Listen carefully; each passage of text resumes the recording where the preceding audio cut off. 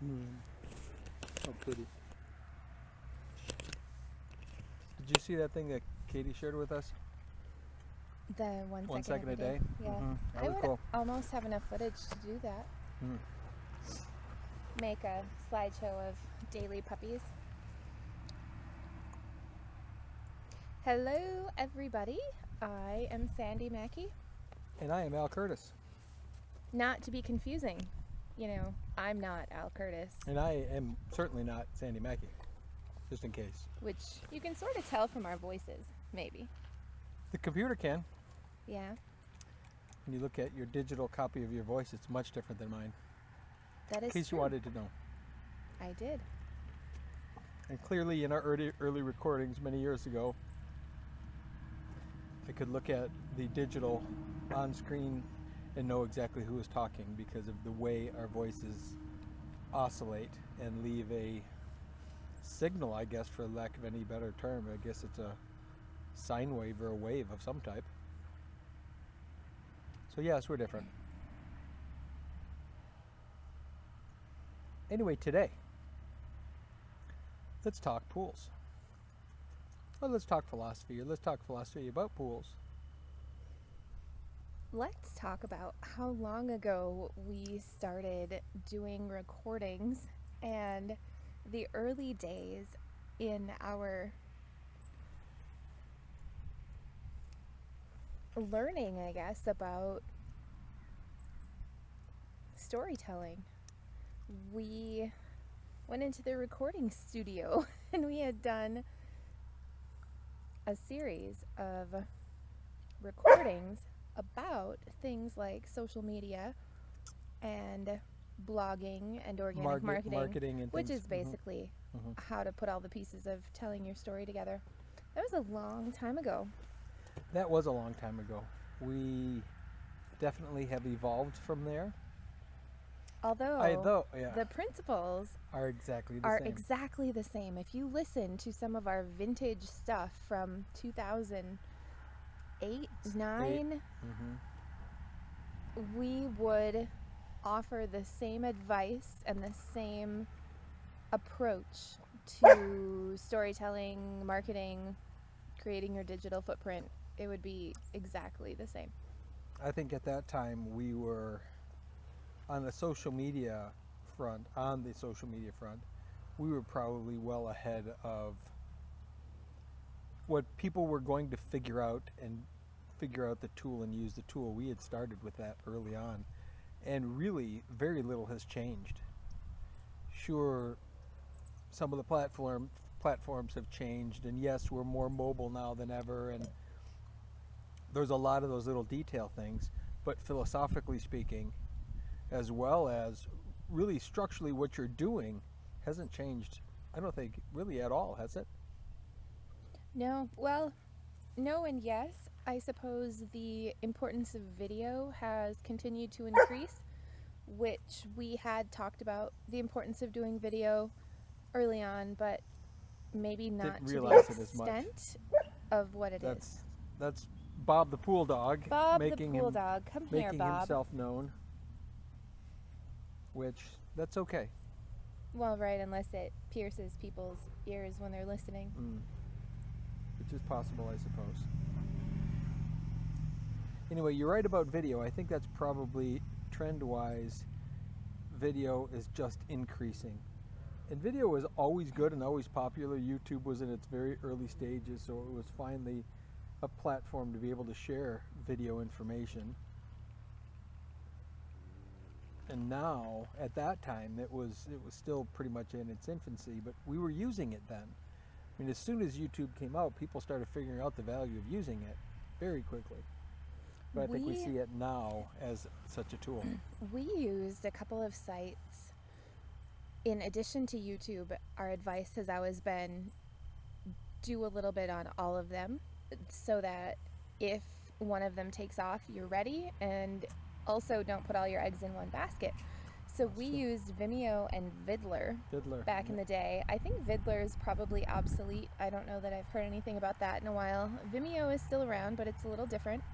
And then, of course, we still use YouTube. And There are still options to put video content on your website natively. Still uses up a lot of bandwidth, so I would definitely continue to put them on a third-party site. Facebook becoming huge. more active in the video side of things. And speaking of video, I have a bit of a monumental task in front of me because we have been filming the Pirate Pool Project all summer. We have 10 terabytes approximately of raw footage and audio recordings because Katie is a videographing mastermind. She had a framework for what she was going to capture that absolutely blows me away, and I think exceeds the expectation of what we had in terms of the content. Now that we have it, though, the monumental task is figuring out what to do with it. So one of the things we could do is we collectively as a team, because it's way too much for one person, could go through every single moment of footage that we have from the Pirate Pool Project and edit it, cut out bloopers, and then post it online. Or I had this other idea, that we dedicate one of our YouTube channels to that content, and it goes up in its entirety, raw, according to the date stamps that we have on it. So it's a progression. And I know that you got used to having the camera on you, and I think everybody on the team did as well. Excuse me. If we did that, and we posted it all online, and we didn't worry about intros and outros and cutting things, what do you think people would see on that video? Oh, that is a really interesting idea. We'd have to think about that one. But I want to put into perspective what 10 terabytes is. 10 terabytes is 10,000 gigabytes. So if that gives you any I don't know how big a gigabyte is, so is that like the size of a cookie, or? Sure. But when we early on took pictures with a digital camera, that 1 megabyte per picture was huge. So terabytes have been the new thing that came out, because we used to get hard drives and They were in the gigabytes. 250 gigs was kind of big, and then like 1 terabyte came out, and that was super exciting. And now we have, I thought 6 terabytes was a big deal, and now I have a 10 terabyte backup drive, which Katie is putting some footage onto. So that's a lot of footage. Well, if you think about it too, we started the Pirate Pool Project late April, right beginning of May, I think is when some of the first real footage from the job site started coming out. That is a camera running, at least 1 camera running, if not 2 or 3 set up to do different shots for the entire time that our team has been on the job building since the beginning of May. And we are currently in October 1. So that's a lot of footage. It's a lot of footage. I think it probably is I think it might be overwhelming. boring if we just loaded it all onto a website, now that I'm thinking through that a little more. The idea is great, because then it would be kind of cataloged and indexed and maybe easily searched. But I think part of what the magic what is, would you be searching? when You'd be searching dates. we and cut that's it, not. when we cut it apart, we are better able to explain what's going on and put it in bite-sized little pieces.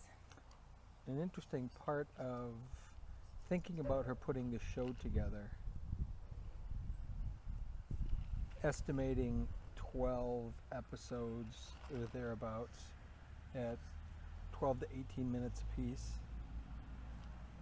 we're going to use up 1% of that content, maybe. The best of that 10 terabytes that we know exists, which is probably less than 1% of that. So In the less than 1% of the footage that we're actually going to use, I know that Katie does still have some very specific scenes that she would like to shoot and interviews she would like to do with our team. I would assume interviews with the homeowner as well. So as daunting as 10 terabytes of video footage is, along with audio, she still has a very clear picture in her mind of what the missing pieces are that she needs to plug in. So I'm always fascinated with people's certain ways and what they, without even thinking about, kind of is effortless for them. And I think that we've definitely learned through this that Katie has a certain way when it comes to storytelling and video and getting what she needs to get the job done, which, I mean, frankly, this is you. It's not an easy task. No. She has had to be on top of the plan and the strategy All along. and get you and the team and me to go along with it to make sure that she gets what she needs. So that, I think, has also been pretty special to find out and witness. Well, I guess I never, going into it, really had any idea how monumentally huge the effort was going to be. Herculean, with so many cameras, with so much footage, that to do a show requires maybe some footage from some days, maybe no footage from some days, depending on what it is. But to be able to go through all of that and know what the right shot is, how it helps tell the story, what the next piece you need is, it is a testament to her specific skill that she has, because I just am overwhelmed even thinking about the possibility of what it would take.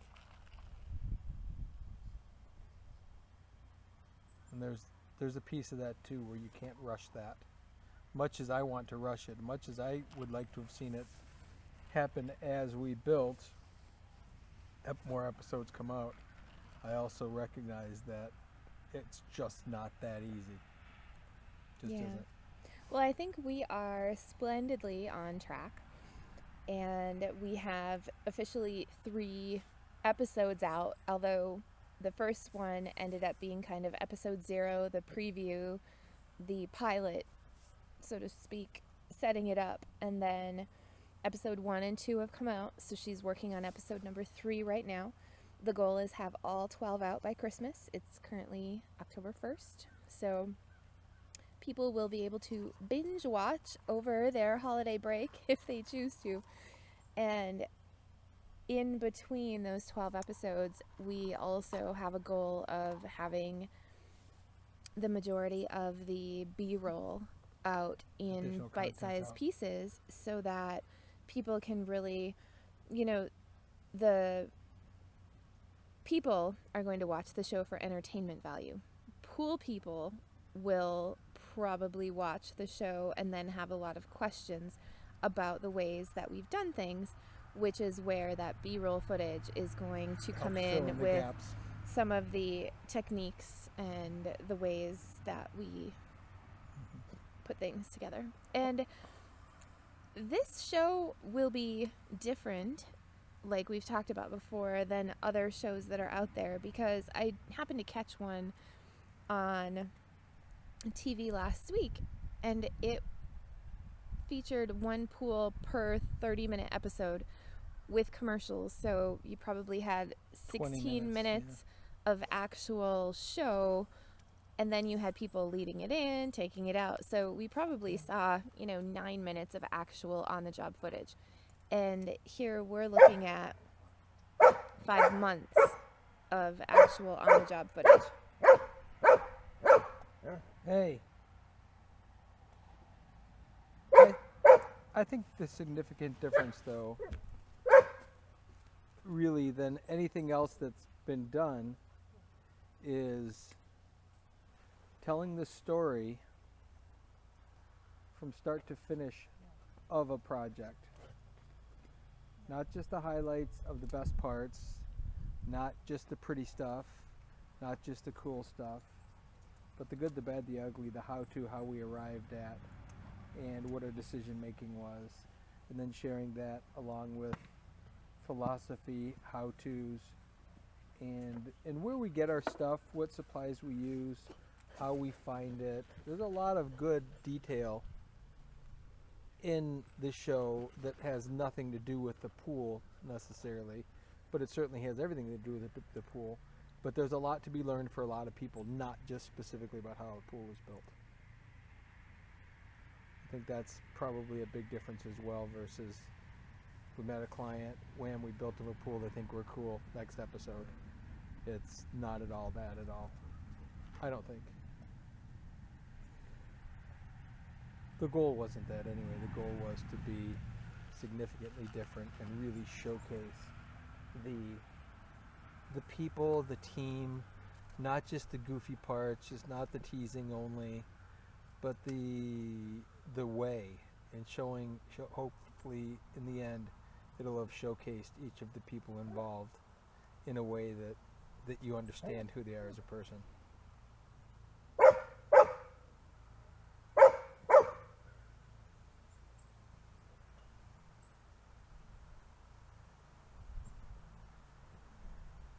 Bob continues to use his words for things, and I find it some days not at the most opportune times.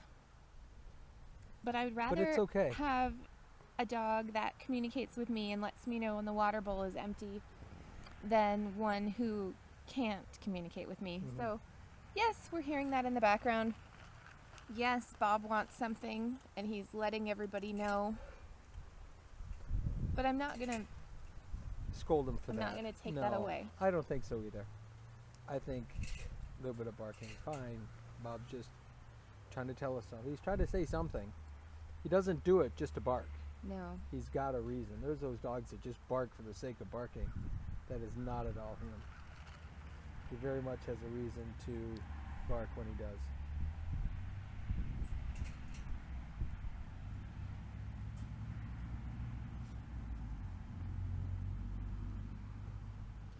So it is fall. It is fall in Michigan. And with the change of seasons, one would think sweatshirt weather would come up. However, our team believes in sweatshirt weather all year round, including in the middle of summer. I, on the other hand, believe that sweatshirt weather is happening. But there's something that we may experience here in Michigan that I don't know if everybody does all around the country, because I haven't been all around the country when we head into October, November, December. Of course, in Michigan here, the season change is very pronounced. I know in other areas they also have seasons, but they're maybe not as pronounced because the leaves don't fall off of all of their trees, and you know, there's definitely a crisp fall is in the air kind of feeling.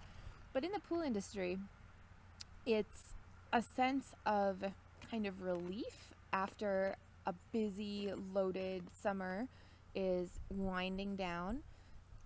But then it's also kind of sad because everybody's closing their pools and it's kind of wrapping up, and you know, the fall season is like everything kind of going into hibernation and plants are dying and things like that happen. So it's kind of mixed, but definitely now, having been in the pool business, not nearly as long as you, but Significantly, you know, you've been around a a fair amount of time. good short Yes. blip of time.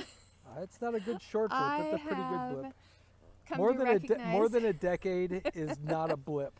I have come to recognize that fall for me definitely brings a sense of relief. You know, gone are the days where we as a company, I remember maybe the first couple of years that I joined the company, it was complete shutdown in the winter. But with our extended online footprint, as well as the questions that continue coming in every day and how we continue storytelling throughout the year, you know, gone are the days of our complete shutdown. Right. But there's a bit of a relief after the crazy closing that constant season phone call, that constant kind of winds its way down. Mm-hmm. I think on the construction end, there's that relief as well. As much as you try to work as long as you can with the weather being what it is, and you just sort of adapt and adjust to changing temperatures and weathers and things, and you have to modify some of the things that you do sometimes to handle it. it still feels good to get that little bit of a not quite so hectic go 7 days a week, feeling guilty if you're not doing it because there's so much to do, moving away from that into, you know, working but not having to feel crazy about it. And so I would agree there's something to that.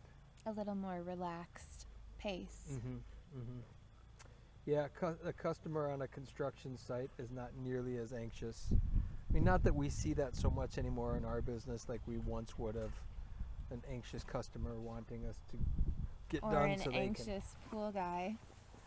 can wanting to be done. Well, an anxious pool guy conditioned to Yes. be hyperactive in the peak of the summer, which, you know, once you've done something for a number of years, we've definitely changed our ways in a lot of things, but some of those kind of unconscious, subconscious behaviors or maybe even feelings still pop up.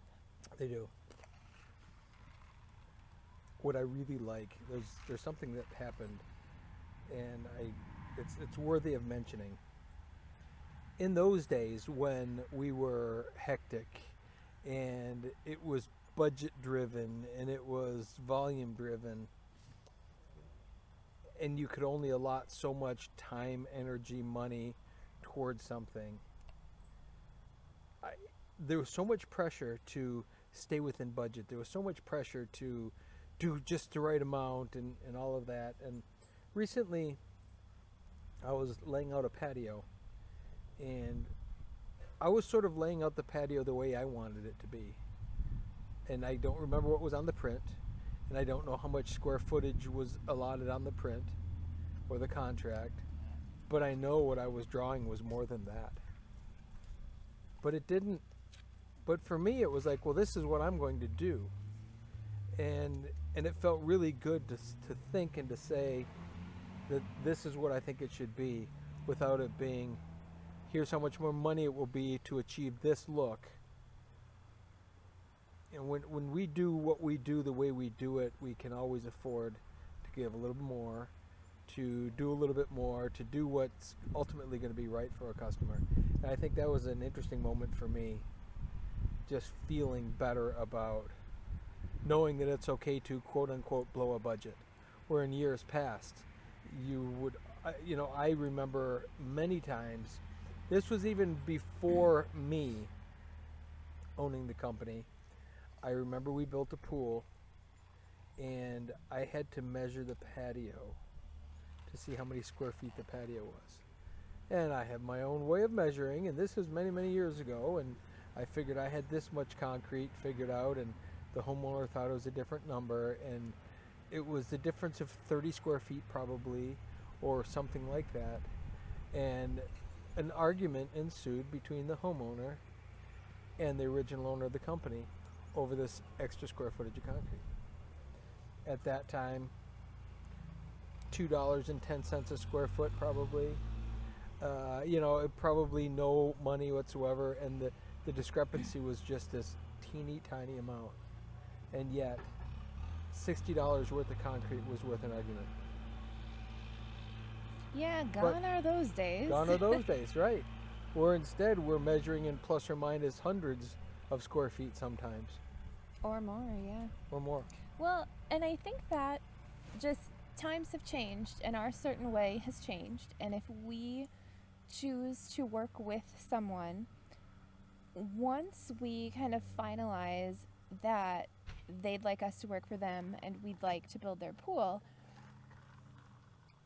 that's it. That's where, like, kind of all those decisions of doing what's right and doing it because it's what the project needs, those are already going to happen because we've kind of hit that, like, our threshold of, are you the right customer? Should we work with you? And then once we've met that, then kind of the rest is irrelevant. And we do work for money, but we're not driven by that money while we're doing the work. It's a necessity to have our team there and to be able to create this amazingness. But that's not,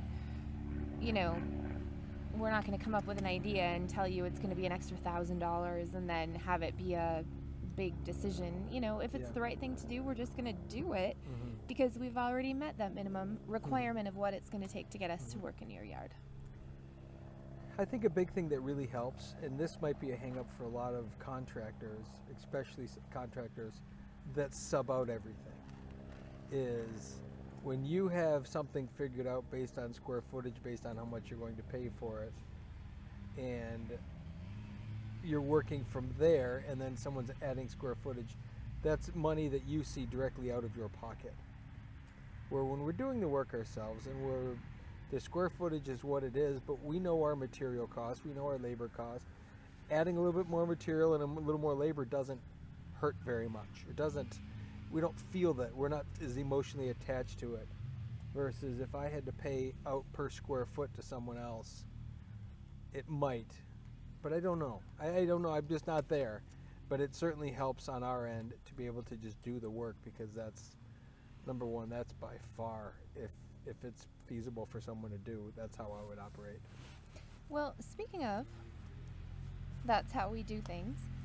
We have a handful of people from this year that have requested the magic that is our design and build proposing. And one of the things that continues to happen into the fall and into the spring of next year is that we will get some more of those calls. People who find us online, watch the videos, come to know our team, but especially you, and say that if only Al could see my yard, I know that he could see something here. So what do you think is coming up for us next year? What are you hoping to focus on? And kind of what are you thinking about some of this design work that you've got to work on here in the fall?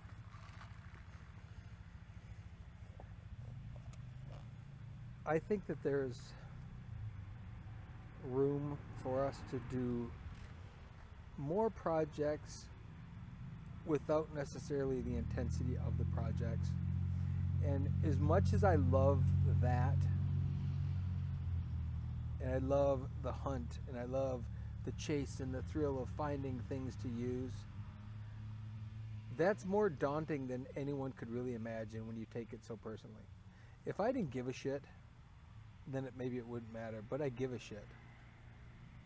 What I see moving forward is probably less over-the-top theming.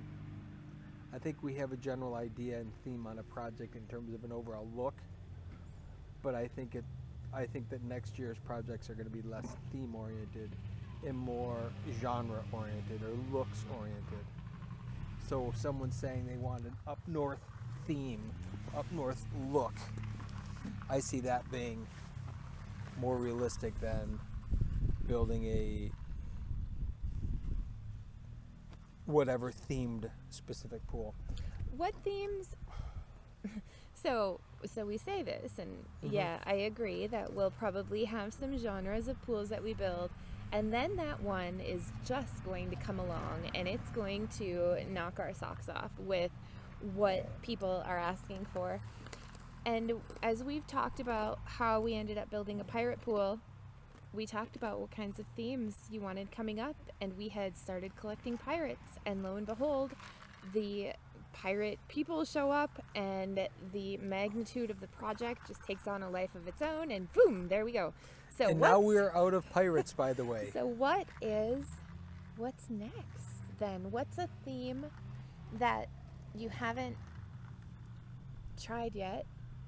I know steampunk is on the table with plumbing that you can see through and gizmos and gadgets to a greater degree. We did this Caribbean steampunk, but that was very subtle steampunk that, you know, some people are going to look at it and say, well, interesting waterfall, not quite sure where they're going with it, but the right people are going to get that it has a steampunk flavor. But I think the steampunk experience pool is steampunk start to finish, from the equipment pad to the pool to the plumbing to everything. So I know that is, you know, I think that's a genre that I could be and would be really interested in doing. I think that's a long, arduous process, which would be fun. It would be good. There's another genre that is my favorite that I would love to completely build in, and I know we've done elements and pieces of, but I would like to complete theme in that Old West gold mine. That type of genre to me would be probably the ultimate, because that's where my spirit soars the most. But I could also see some sort of old world European-esque type of look, which kind of goes to that Game of Thrones slash, and those are all really similar looks. The characters are different, but the theme, the overall look is really similar. Which that also goes to like the Lord of the Rings or anything else. That is all very much in that old world European mystic look. Yeah. Mm-hmm. And that's certainly a fun genre to play in because there's a lot of options for that. We've done some of the more Caribbean beachy scene things, which I think is cool. I would like to not do that right away, unless of course the right customer came along and then I fall in love with it all over again. But I could certainly see steampunk because it's just such a prevalent topic right now, and that would let me take the pool equipment and every piece of everything that I ever found and turn it into something cool. That would be awesome, but that would be a really big, that would not be a simple thing if it was going to truly be steampunk. If it's a simple steampunk, much like the Caribbean steampunk one, that's pretty easy to fabricate, but I could see an awful lot of really cool fabricating, turning unexpected items into pool-related equipment and that kind of stuff, which would be a lot of fun. Speaking of steampunk, we have a collection of steampunk airships by Dr. Steampunk, who happens to be a friend of ours, and the steampunk kind of cosplay is one thing, I think, in the steampunk world, and then the steampunk enthusiast slash there's just the a whole people who genre live design. Steampunk is a whole other thing. And he happens to have some of his work over in New York. There is a large in the Hamptons, the South Hamptons. steampunk exhibition going on with 20 of the world's best artists. Best steampunk artists. So one of our pieces happens to be on loan there, the pirate-themed Interesting pirate-themed airship is currently on loan to the exhibit. And hanging now in Southampton. Very fun. Which, for this little different time of year, we should find a way of going and seeing it. Oh my goodness, I wonder how long it's left open. It is until October 12th, I think. Wow. Or is it May 12th? No, November 12th. It's either October or November. I just read the article. Interesting. Well, that's not a lot of time with how busy we still find ourselves. We've also talked about the importance of going to the different pool shows. And one of the things that I'm absolutely not ready for this year is pool show season, because the first one that typically hits the radar, I think there was actually maybe Texas or the Southwest show has already happened for the year. But then the international show is going to be in Orlando this year. Early November. Early November / the end of October is when classes start. So I had been watching. Of course, we know that they had some weather challenges, and I wanted to see how that all played out. And at the point where we are, I just think staying in Michigan and not making it to that show this year is probably the right choice for our team. We still have an awful lot that we're doing and having fun doing. But I do know that the World of Concrete show will be something that our team will go to this year, as well as Atlantic City. And we have a mastermind retreat kind of thing coming up too, with some of our friends around the country who do pretty incredible things. So it's in Memphis. There's a lot going on. And then we do have the Canadian Pool Show in December. Right. Oh, thanks for reminding me. Our program is due last week, probably. No, well, I have it on my calendar. I think the reminder came up that said we should, make it, and I think I have to turn it in about a week and a half. Okay. So, at some point between now and then, we should decide what we're going to talk about. Although I know what we're going to talk about, but we should figure out what kind of ancillary materials we think we will need. The secret to success with presenting is being timely and relevant. And when you have to prepare your slides so far ahead of time, that's just not the style that works with our timely and relevant. So whatever we turn in will be subject to change. However, Over and over and over. However, we'll try to get something in because I also like to honor people's requests and deadlines.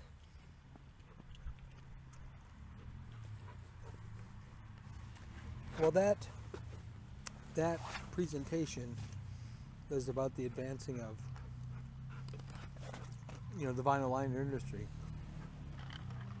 and specifically talking about hybrid pools. And I think it's a perfect. Last year was introducing. I think this year is the how-to.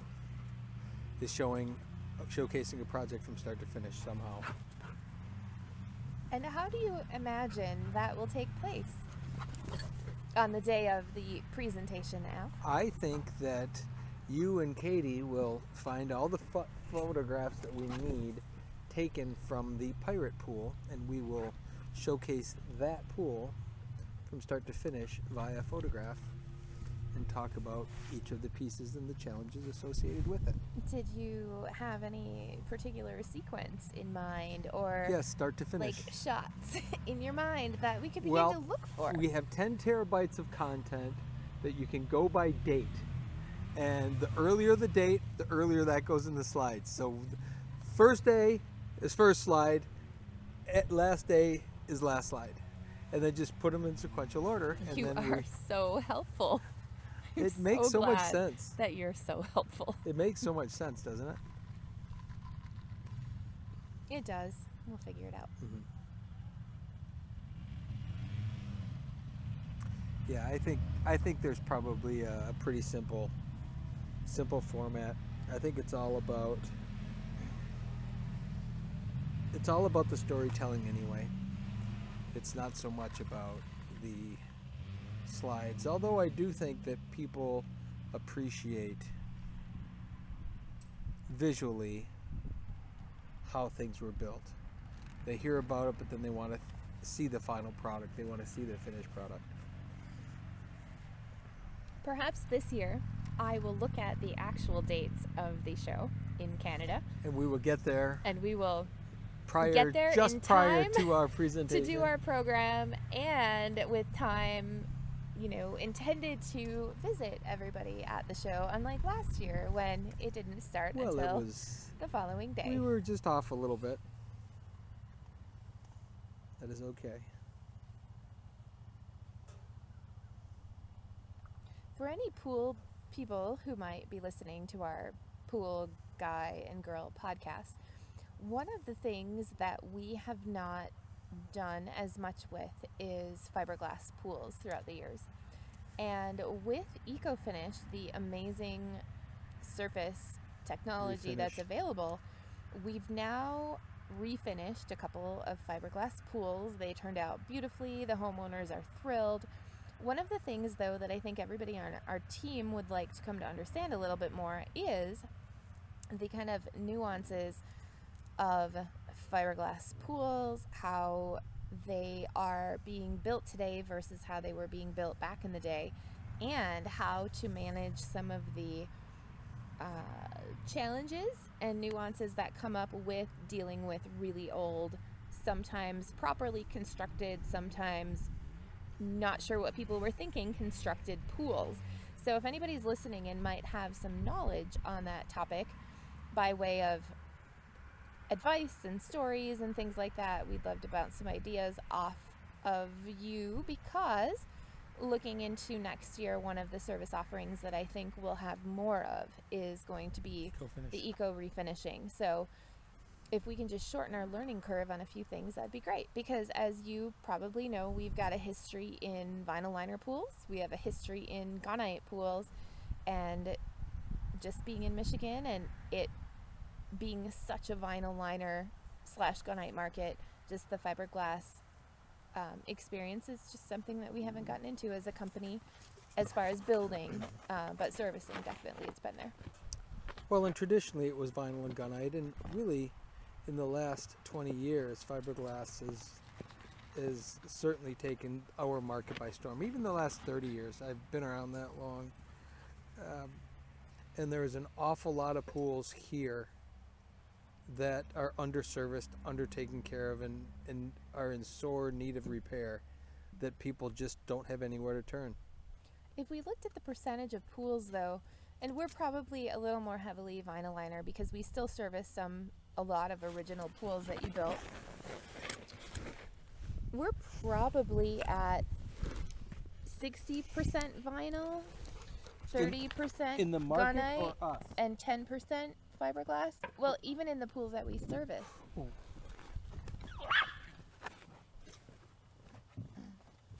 Well, in the pools we service, yes. Nobody can hear you at the moment. Al is currently chasing a puppy who got a fork.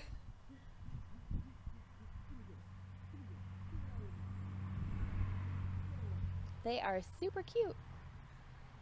But, I don't know. When they were chasing each other, Lily actually got a hold of Atlas's tail. I think Atlas had the fork. And Lily was stopping him by grabbing onto his tail. So it was kind of cute. So we service probably more vinyl than gunite. And we service some fiberglass, but not that many. But I would bet if we looked at the percentage of vinyl fiberglass gunite in the market, it's probably 20% fiberglass, 35% vinyl liner, 45% gunite would be my thoughts in terms of numbers. Again, just because gunite has been the longest standing, and this is a really strong pool market. Michigan, surprisingly, is a big pool market that people would never imagine because we are from the north. But this is a large, as a state, this is a large market. And gunite pools have been around a long, long time. Vinyl, much shorter. Fiberglass, much shorter than that.